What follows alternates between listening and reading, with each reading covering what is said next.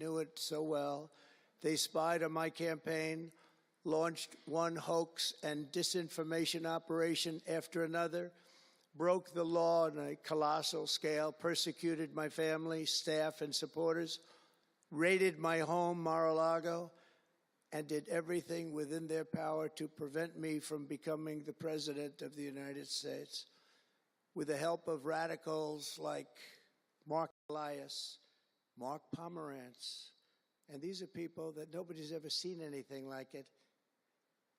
So many others, but these are people that are bad people, really bad people. They tried to turn America into a corrupt, communist, and third world country. But in the end, the thugs failed and the truth won. Freedom won, justice won, democracy won, and above all, the American people won. There could be no more heinous betrayal of American values than to use the law to terrorize the innocent and reward the wicked. And that's what they were doing at a level that's never been seen before. And it's exactly what you saw with Joe Biden, Merrick Garland, and their cronies to do the building of the last 4 years. What they've ripped down is incalculable. But what you're going to build up is likewise something that will be breaking all sorts of records. They set loose violent criminals while targeting patriotic parents at school board meetings. They dropped charges against Antifa and Hamas supporters while labeling traditional Catholics as domestic terrorists. The Catholics, we did very well with the Catholic vote, so I want to thank them for that. They really did, record numbers.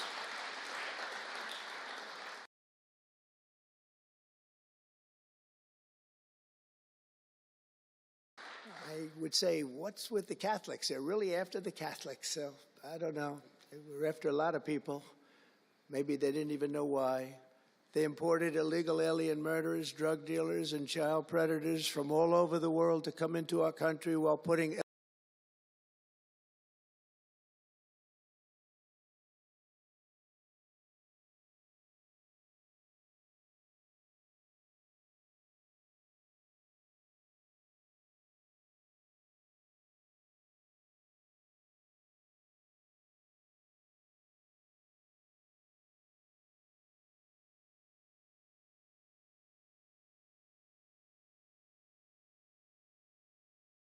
full and complete accountability for the wrongs and abuses that have occurred. The American people have given us a mandate like few people thought possible. We won every single swing state. We won the popular vote by millions and millions of people. We won districts, 2,750.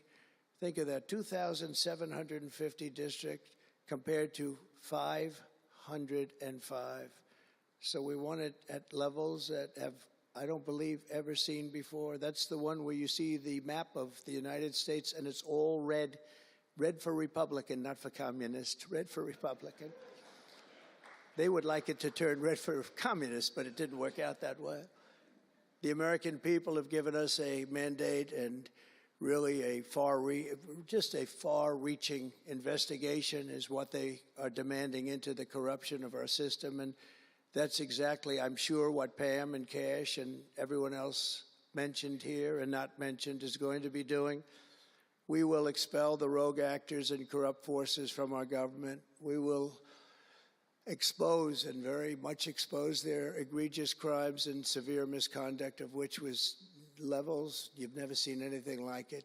It's going to be legendary. It's going to also be legendary for the people that are able to seek it out and bring justice. We will restore the scales of justice in America, and we will ensure that such abuses never happen again in our country. And that's why on day one I signed an executive order banning all government censorship and directing the removal of every bureaucrat who conspired to attack free speech and many other things and values in America. My administration stripped the security clearances of the disgraced intelligence agents who lied about Hunter Biden's laptop from hell. We revoked the clearances of deranged Jack Smith, Alvin Bragg, Letitia James and the crooked law firms that aided their partisan persecutions. And I went through it. These are state and city courts, and the corruption is unbelievable. We also terminated the clearances of the Biden crime family and Joe Biden himself. He didn't deserve it. In fact, he was essentially found guilty, but they said he was incompetent, and therefore let's not find him guilty, I guess. Nobody knows what that ruling was, but I didn't want any part of it. I think I would have rather been found guilty than what they found with him. They said he didn't know what the hell he was doing, and therefore he's let him go. I said, you know, I'd rather be convicted, Pam, I think, than that. That was not good. I said, please convict me, don't say that. I pardoned hundreds of political prisoners who had been grossly mistreated. We removed the senior FBI officials who misdirected resources to send SWAT teams after grandmothers and J6 hostages. And it was a great honor for me to fire, I will tell you this, a great honor to fire James Comey. A great, great honor. That was nothing. There was no better day.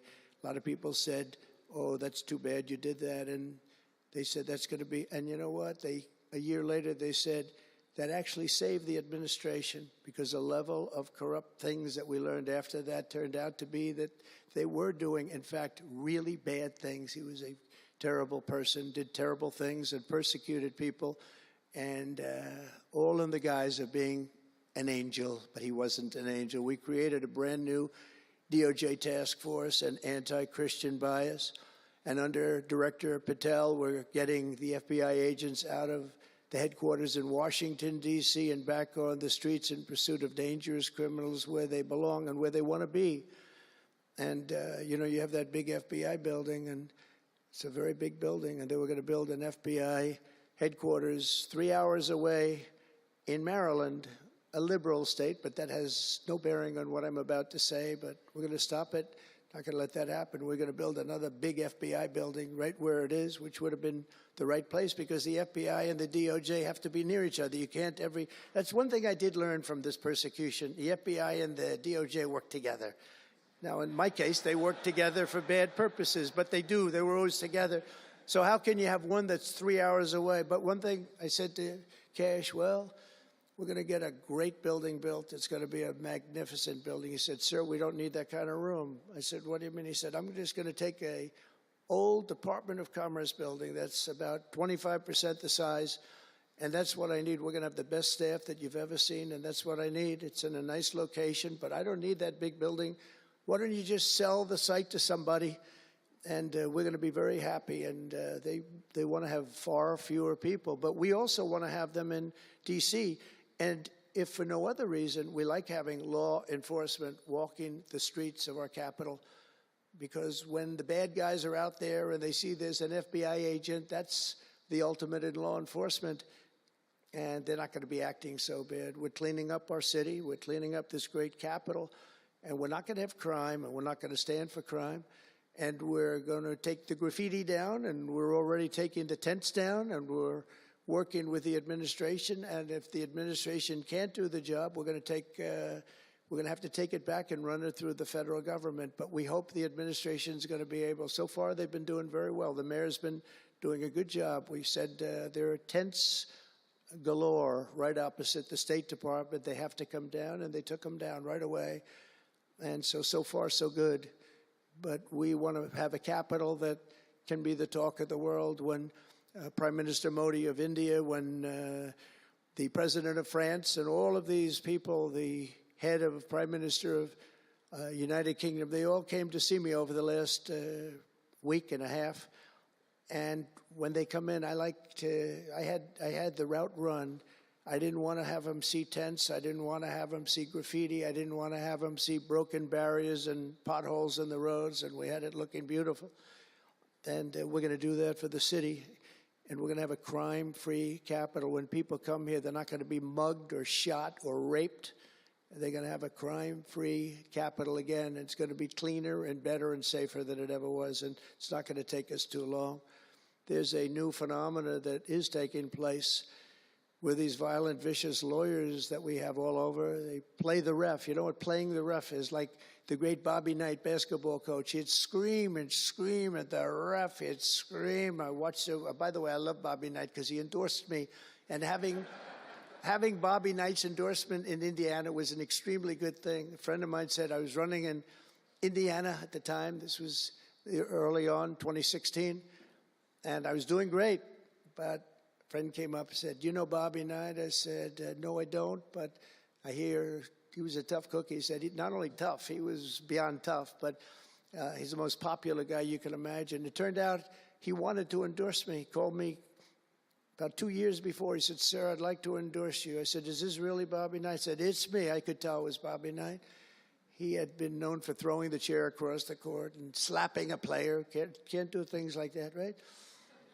And the man that came in fired him. He was a new administrator for the college. That guy didn't last very long. They were like 14-0, and they fired Coach Knight.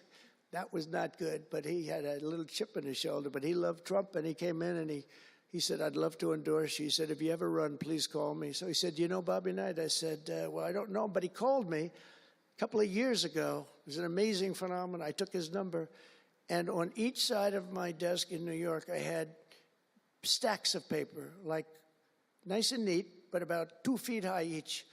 And I said, I wrote his number down and I put it here 2 years ago. And I said, let me see if I can find it. It was almost like a miracle. I had other miracles that happened too. My ear is still throbbing.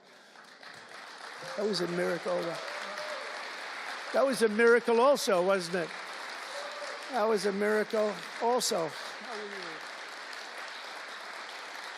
Thank you. Thank you, Leo. Thank you. Thank you, my man. That was a miracle. Anyway, okay, that's it. That's very nice, thank you. But, so he said, Bobby Knight. So I said, I put his name down and I wrote it down. It's in one of these stacks. I lifted up. There would have to be 2,000-3,000 pages in each stack. I lifted it up, the first one, had no idea. And there was his name on a little card, Bobby Knight with his number. It was like incredible. I tell that story all the time. And I called him and dialed a number. He said, "I've been waiting for you to call." And he went out and he made a speech for me in a packed arena in Indiana, and it was over. It was over. He was a tough guy. He actually went a little far, if you remember. He made a great speech because he was actually a motivational type guy, to put it mildly. But he left the stage, and then I'm talking, and he walks back onto the stage. I said, "Uh-oh, this is trouble. Why is he coming back?" He was a big guy, too. "Why is he coming back?" He said, "May I say a few more words?" I said, "Yeah, go ahead, Bobby, say a few more words." A little different. And he said, "And let me tell you something about this guy, Trump. This guy, if he has to, will use the nuclear weapons that we have. He will use he has no fear. He's going to use, and that's the kind of guy." And he walked off the stage. I said, I think I'm in big trouble, Pam." That was not good, but it worked out okay. In the meantime, we won the state in a landslide, and it was great. And it was just an amazing period of time. But this is the most amazing period of time. I think this is more amazing. What's taken place is more amazing. I think it's more consequential. And if we do the job, one of the big media outlets said what we did was the most consequential election in the last 129 years. Well, if we do the job that we're all capable of doing, I think it's going to prove to be that and then some. And that's what we want to do. We have a real big shot at making this country so great, so great. What happened to our country was so sad. What they've done in 4 years to our country with the borders, with Afghanistan, the most embarrassing period of time, allowing the Russian situation, was never going to happen, with Ukraine. Allowing October 7th to happen would have never happened, because under me, Iran was totally broke. They had no money. They weren't giving any money to Hamas or Hezbollah. It was totally broke. But allowing inflation, look at what inflation's done to people, been so devastating. And now you see that, by the way, price of eggs is down 35% in the last week and a half. We're doing a good job. Brooke is doing a good job. Brooke Rollins and everybody. And Inflation's down, interest rates are down, gasoline has come down to a level that we haven't seen in a long time. All things that we wanted to do, because then everything else is going to be coming down. We want it to come down. We want bacon to come down, and groceries, a term I used to use. It's sort of an old-fashioned term, but I used to use it on the campaign trail, those last 90 perfect, beautiful days. We just hit it. And I want to thank Susie. You have done a great job. Susie Wiles. Great job, Susie. A big magazine just named her the most powerful woman in the world, and that's okay with me. She is the most powerful woman. You think about it, John, right? The most powerful woman in the world, but she's great. And we had a great 90 days. It was a perfect 90 days, and it was a great result. But we want to put that result to good use by doing a phenomenal job. And I want to tell you that Todd and Emil know this very well. We had an amazing judge in Florida, and her name is Eileen Cannon. And I didn't know her.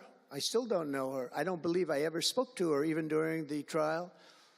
But I did appoint her, federal judge. And these fake lawyers, these horrible human beings, were hitting her so hard, public relations-wise. They were playing the ref. I don't think it's legal. I don't think it's legal. They might as well go out and just shout it in a courthouse. They were saying she was slow, she wasn't smart, she was totally biased, she loved Trump. I didn't know her, other than I saw her the couple of days that I was in court, and I thought her decorum was amazing. Anything bad they could say, though, they were saying about her, it was whatever they could say bad about a human being, all made up. Because actually she was brilliant. She moved quickly. She was the absolute model of what a judge should be. And she was strong and tough. And how do you get them to stop if you're a judge? How do you get them to stop with the playing the ref? Bobby Knight would play the ref. That's why I brought up the Bobby Knight story. He would play the ref. He'd scream at the ref. He'd scream so hard. Oh, boy, it was terrible, actually. And the people would come up, his assistant coaches would come up to players. Coach, don't do that. Don't do it. He said he's not going to change his tune, coach. He called it. He's not changing. I don't care. And he's screaming. That's when he threw the chair. He starts going crazy. And he said, no, he's not going to change this time, but he's going to change for the next play. And sure as hell he did. You know, Bobby, by the way, had the last undefeated team in basketball. And relatively speaking, you know, he had a team. He always had a team. He never had that. Well, he had a couple of great players, obviously, some top NBA players, but very few relatively. He had a team, but he won the national championship 3 times. But he had the last undefeated team in basketball. And he would play the ref, and he would scream at him. He knew exactly what he was doing. They're doing the same thing. He said, no, he's not going to change now, but he's going to change for the next one. That's what he wanted to do. He wanted to scare the hell. They wanted to scare the hell out of the judges, and they do it. And how do you stop it if you're a judge? Because you want to go home, you have a family, you have children, and the New York Times will write whatever these people say, and the Washington Post, and the Wall Street Journal, and MSDNC, and the fake news CNN, and ABC, CBS, and NBC, and they'll write whatever they say. And what do you do to get rid of it? You convict Trump. All you have to do is be really tough on him and ultimately convict him, and they leave you alone. It's totally illegal what they do. I just hope you can all watch for it, but it's totally illegal. And it was so unfair what they were doing to her. But they do it all the time with judges. But in her case, she was very courageous, and it only made her angry. Wouldn't you say? It just made her angry. She didn't like it. A lot of them say, oh, please don't say that about me. My family, what's my husband going to say? What's my wife going to say, or my kids? Please don't say that. And it had absolutely no impact on her in the case against me, which was a case, I will not use a bad word. I promised my wife I would never use a bad word, so just a little bad. The case against me was bullshit. And she correctly dismissed it. She correctly. Look at Emil, he's looking. He said, that's interesting. But these two guys were warriors. You got a warrior here. You got two warriors, I can tell you that. You got a whole bunch of them. But, and they wouldn't quit. They wouldn't take no for an answer. They just wouldn't quit. These two people right up here, and some others that are involved with it indirectly. And what the lawyers do is they're doing it to the Supreme Court justices, hoping that they'll be overcome by the horrible things they say about them. They say things about Supreme Court justices and judges that are just horrible. They're playing the ref. Remember the way they treated Justice Thomas and Justice Alito and Justice Kavanaugh, Justice Gorsuch. Chief Justice Roberts get treated unbelievably badly, and they're hoping that they can sway them to go along because, again, what do? They're humans. You know, like it would be wonderful if everybody was just a perfect computer machine, but they're not. They're humans, and they don't want to be accused of many, many things, including gross incompetence. They don't like it, and they don't want it. There's not much they can do about it. You know, they're in a position they can't really fight back really very well. And so what they do is sometimes they get weak. I would say a majority, maybe, of the times. That's why I'm so impressed with Judge Cannon in Florida, how strong she was, how she held up. It actually made her more resolute than anything I've seen. I mean, it was amazing because they were hitting her so hard. It was so sad to watch this. But it's sad what they do to other judges. It's very sad what they do to the Supreme Court. And a lot of the judges that I had, if you look at them, they take tremendous abuse in the New York Times and the Washington Post, all of the different networks. They take such abuse. And honestly, very simply, they're afraid of bad publicity. They don't want bad publicity. And it's truly interference, in my opinion, and it should be illegal, and it probably is illegal in some form. There's no difference than speaking to a judge or shouting to a judge or doing whatever you have to do in a courthouse. They're doing it behind the back. They're usually doing it anonymously. They're saying anonymously, off the record, the judge is no good, but everybody knows where it's coming from. And it's totally coordinated. It's a campaign, and it's by the same scum that you have been dealing with for years, like guys like Andrew Weissman, deranged Jack Smith. There's a guy named Norm Eisen. I don't even know what he looks like. His name is Norm Eisen of Crew. He's been after me for 9 years. Now, Crew is a charitable organization. And the reason I'm saying this, Todd, is I'm only going to get one chance to say this. But these are bad people. I don't know who he is. I don't know what he looks like. But everything I read is Norm Eisen of Crew. And Crew is a charitable organization. And that's a political thing. His sole life is to get Donald Trump. And he's been vicious and violent, and he's trying, and he probably had pretty good success over the years. But with me, how did he do? I think I'm president. Am I here because I'm president? But we had to take all of that abuse. Even during the trials, we had to take tremendous abuse. Like, you know, these wonderful guys, they're not legitimate people. They're horrible people. They're scum.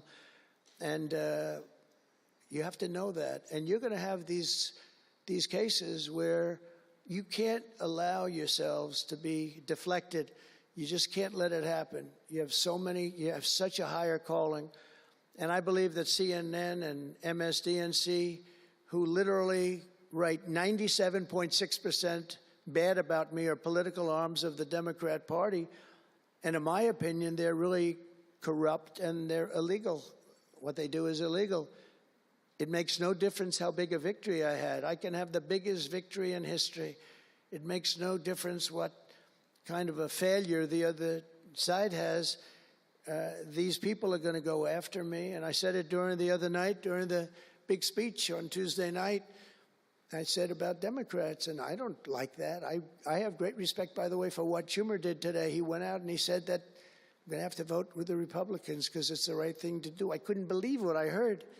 But, you know, I think he's going to get some credit for it. I think. Let's see what happens tonight with the big vote as it comes.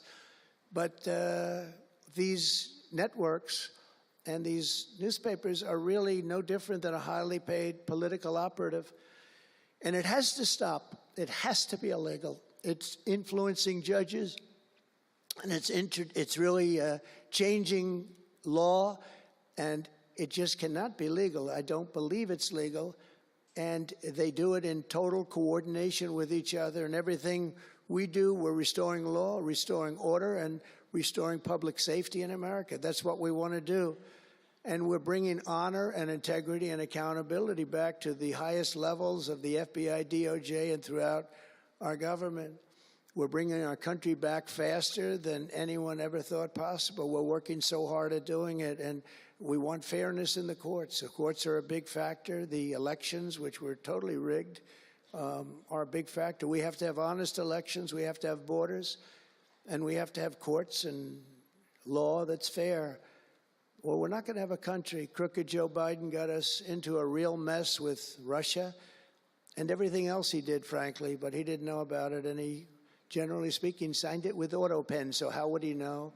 That auto pen is a big deal. I don't know. You know, they're having who's doing this? So when my people come up, Will and all of the people, Steve, they come up and, sir, this is an executive order. They explain it to me, and 90% of the time I sign it. 99% of the time I say do it, but they come up and I sign it.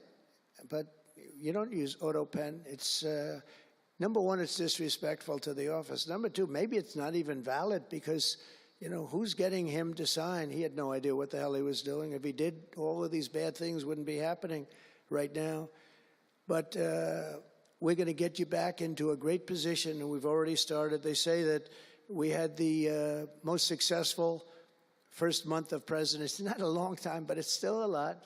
It's like if you're a golfer, sinking a 3-foot putt on the first hole gives you confidence to sink something on the second hole. But if you miss that first putt, you don't like to have the putt on the second hole and the third hole. It could be a very bad experience. It's nice to get that first month, and now we have more than a month. Now we have a month and a half, and it's going really, really well. I can tell you as a little secret, although the cameras are blazing back there, so it's not that much. But I think we're doing well, as you have been hearing about Ukraine. I think we're doing now well with Russia.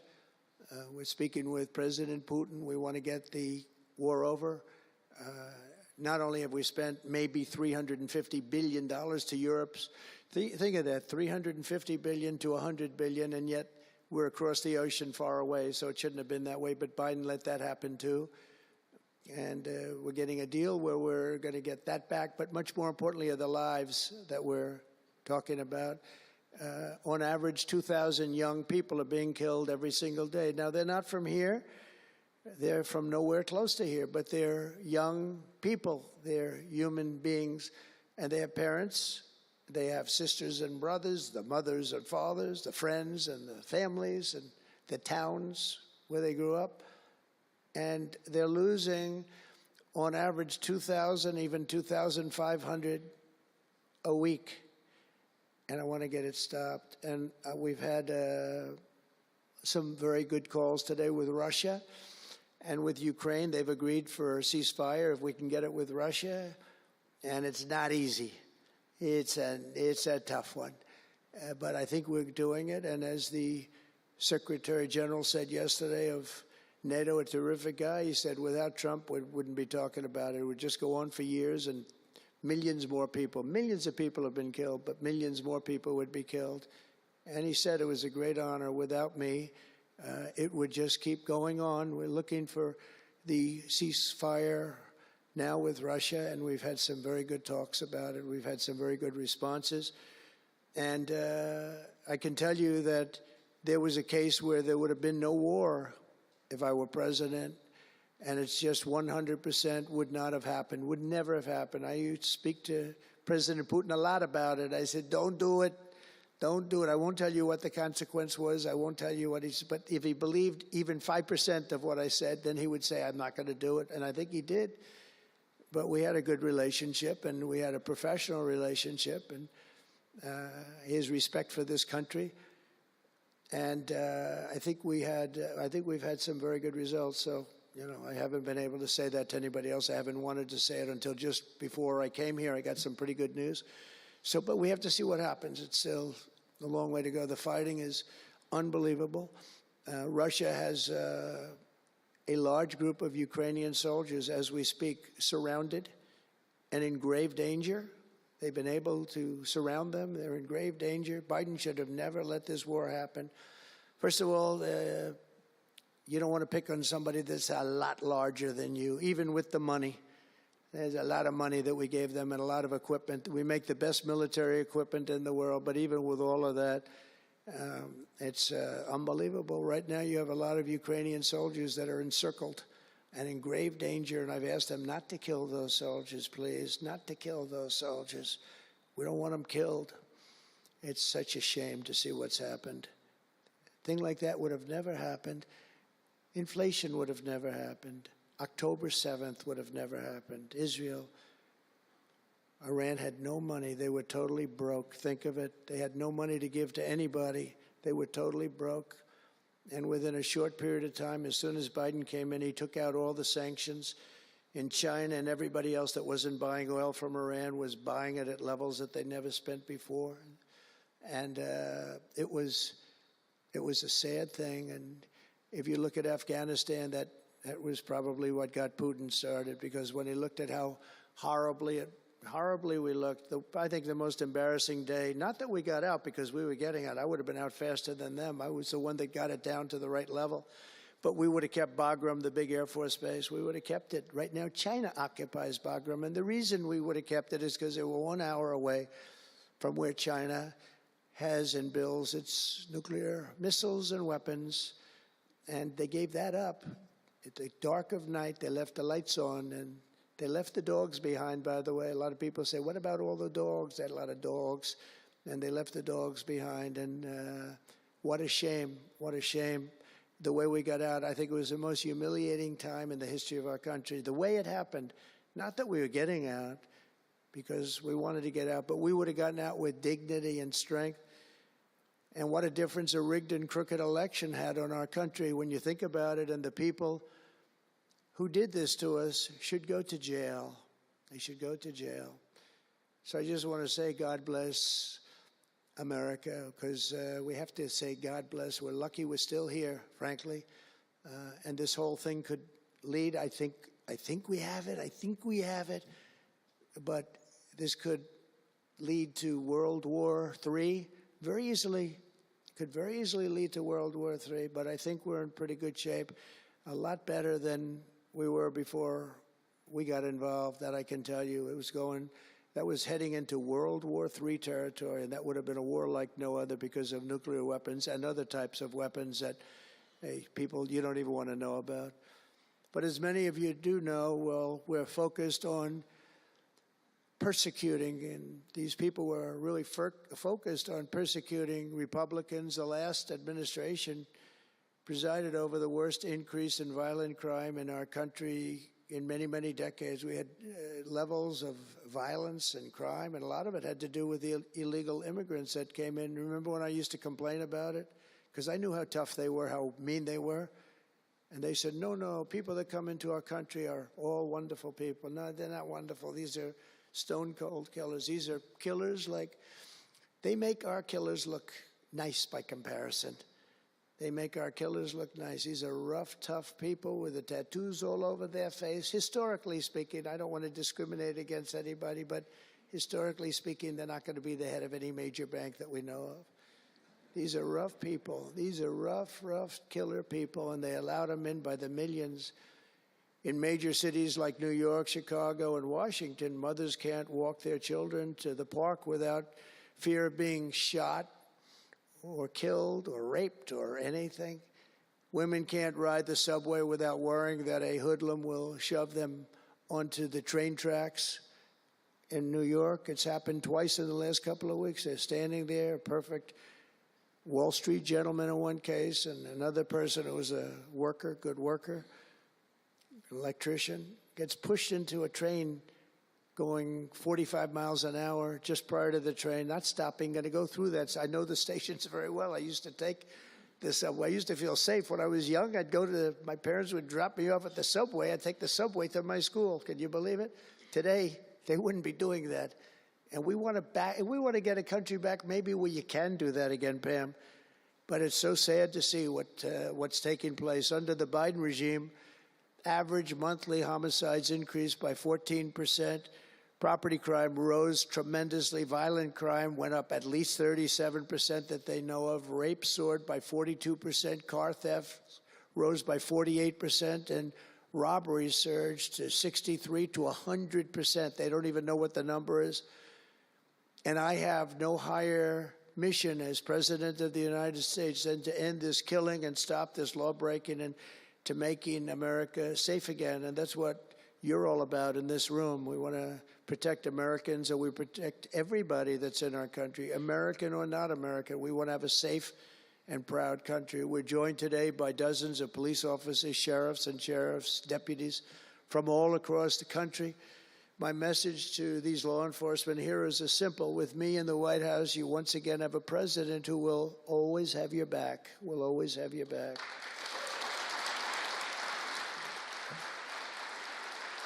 Thank you, fellas.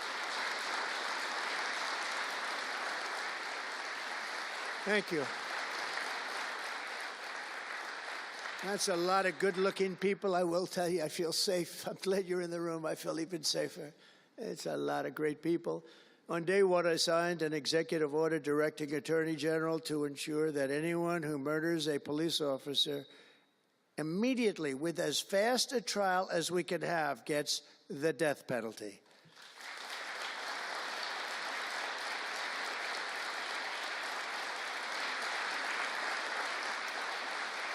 And last month, I fired all the radical left pro-crime U.S. attorneys appointed by Joe Biden. There were so many that were bad. And I know there were some that were probably very good, but there were so many that were so bad and so evil, so corrupt. Instead of having Marxist prosecutors who want to put police officers in handcuffs and go after a police officer rather than a criminal, I appointed patriotic, tough-on-crime warriors who will partner with police to put dangerous offenders behind bars, put them in jail.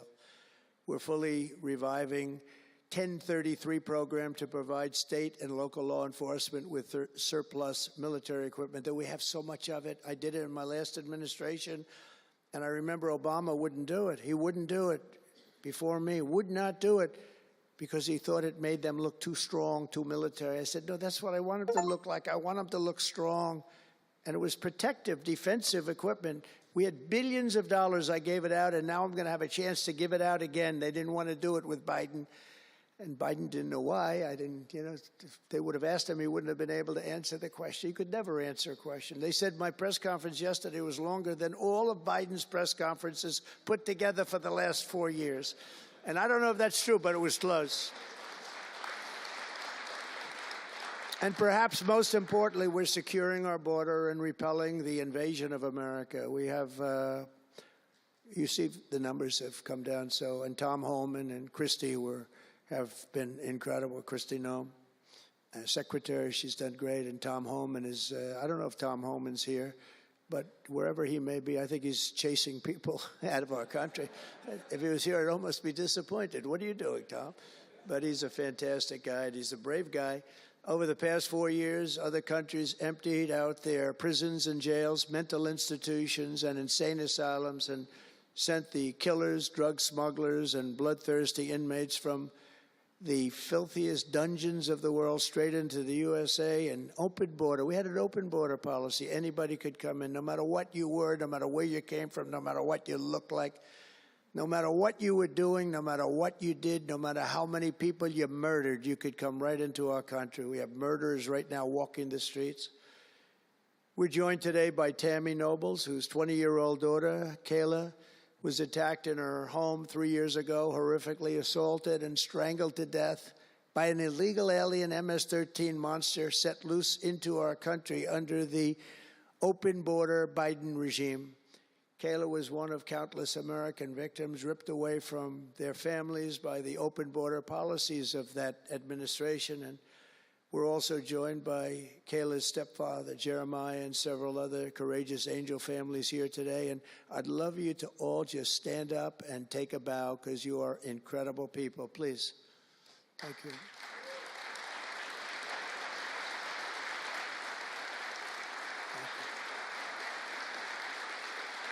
Thank you.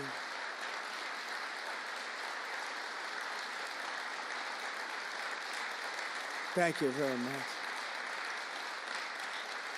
Thank you. But I want you to know that we are working every day to expel these savages from our country and ensure that what happened to your loved ones will never happen again. So their legacy is going to be a great one. Thank you all very much. We appreciate it. On day one of my administration, I declared a national emergency on our southern border. In our first full month in office, we achieved the lowest level of illegal border crossings ever recorded, okay? Even lower than 4 years ago. For years, Democrats and the media kept saying that we needed new legislation. We had to have new legislation. We needed it immediately, and I never had legislation. I had the best border in the history of our country for almost 4 years. And by the time I got out, we had the lowest numbers ever. My favorite chart of all time was brought down that day. And on that chart said we had the lowest numbers ever. But it turned out that we really didn't need new legislation. All you needed was a new president.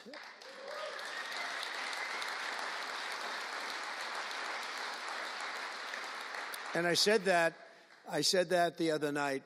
That's all you needed was a new president saying, close the borders, because the Border Patrol is unbelievable, ICE is unbelievable, and all of our law enforcement is just incredible. All of you guys are amazing, and the people of our country respect you and they love you, and a lot of times you don't hear that because you have to listen to the fake news back there, but they have great respect for you, so I just want you to know that. And you know, that includes our fire departments too. They don't get spoken about enough. You know, they go into some of the areas I read where they're shooting them off ladders. Can you believe it? They go up to put out a fire, Leo, and they go and they shoot them off a ladder. It's just unbelievable. These firemen and women are incredible. So I want to put them in the same category because they're just incredible. I also like that the fact they voted for me like at 94%. So I have to mention them. I have no choice, right? But the truth is they're phenomenal people. The law enforcement, fire, everybody, they're phenomenal. Basically first responders, because that's what they are. They're first responders. And we're ending the migrant occupation of America. And what we're doing now is we're liberating our cities and our suburbs and our towns. And you see a big difference. I'm getting calls all the time from even leaders of other countries saying, sir, the whole world feels liberated now. It feels like there's a light over America, but there's a light over the whole world. I hear that so much. It's so nice to hear, too. And I feel it.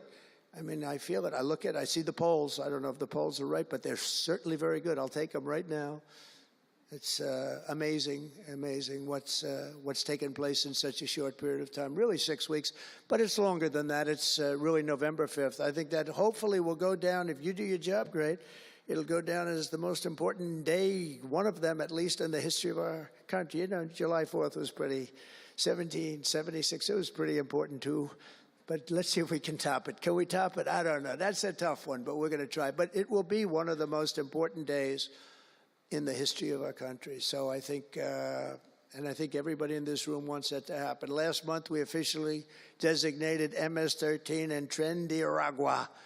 That's the Venezuelan gang, the toughest gang, they say, in the world, and the Mexican drug cartels as foreign terrorist organizations. That's a big deal. Nobody wanted to do that in the past.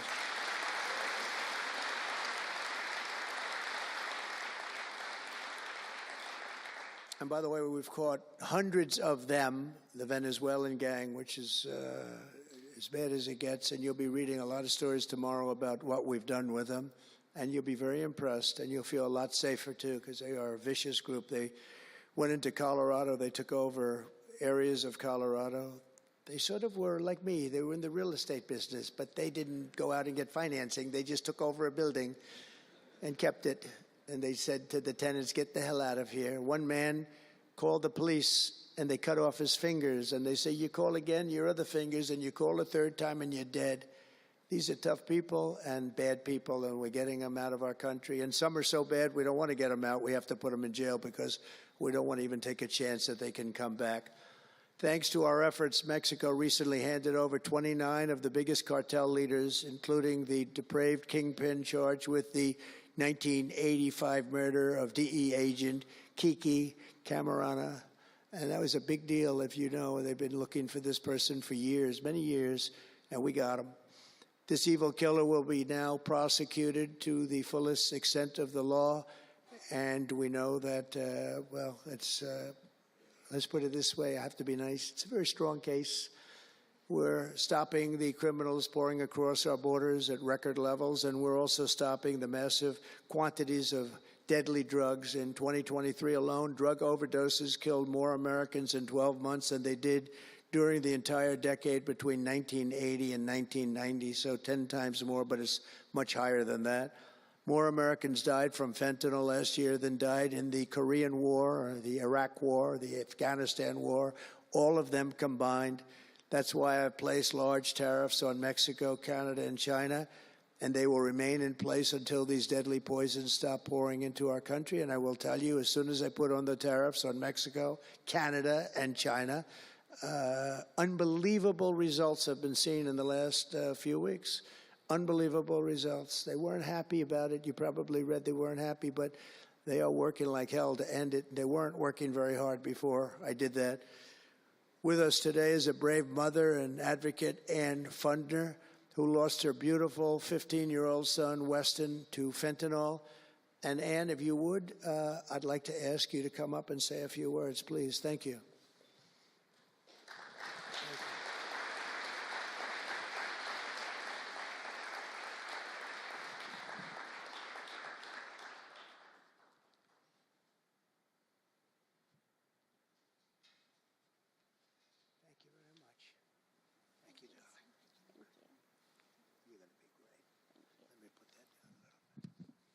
Thank you. Well, first I want to say thank you. I think this is the biggest honor of my entire life, being on stage with President Trump. But I want to tell you a little bit about my son, Weston, who absolutely loved President Trump. He had a beautiful Trump 2020 flag hanging in his bedroom, and he had it on the beach one day, and we took a picture, and it became our 2020 Christmas card with the most perfect slogan for President Trump: peace on earth. What would happen in the next 4 years would be devastational to our country and our safety of our children. And in 2022, Weston lost his life, a freshman in high school at the age of 15, from a single pill that took his life. The cartels were allowed to operate on American soil and took hundreds of thousands of American lives. And so we knew there was only one person that could save us from the devastation on our American soil, and that was President Trump. And so in 2024, we did the best thing that we could do to keep America safe again, and we elected President Donald J. Trump. Thank you. Thank you. Thank you.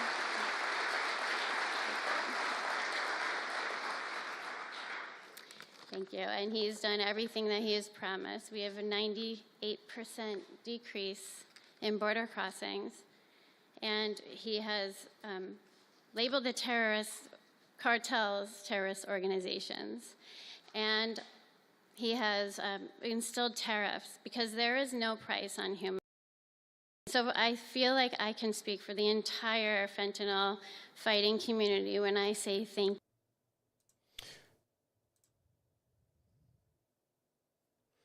Can you guys hear me? All right, we're done with this crap. I'm sorry that this was what it was. To be honest, I'm a little bit irritated with this because this is not what we needed, right? We don't need a motivational speech from the President of the United States. That is not what we need from the administration.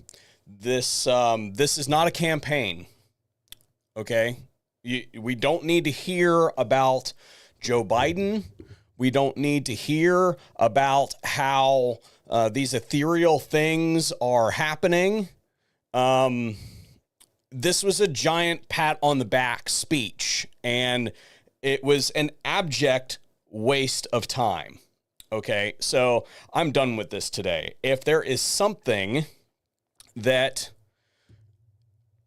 comes out of this, I will get it from a highlight somewhere else and we'll do a separate live stream. My intention with this was to capture the moments as they happen so you guys could see when and how the context was for those things. Basically, this came out, this started with Bondi coming out, being very chest-beating pro-law enforcement, which we expected. Trump came out and was, again, did a bunch of pro-law enforcement crap, which we kind of expect being at the DOJ and all that sort of stuff.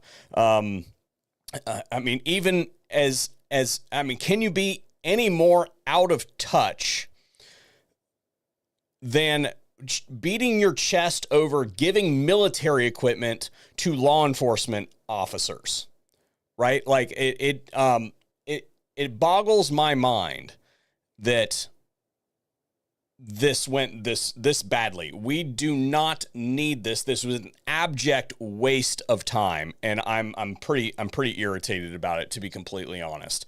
So I don't know if I will even keep this VOD afterwards. I might leave it up for a little.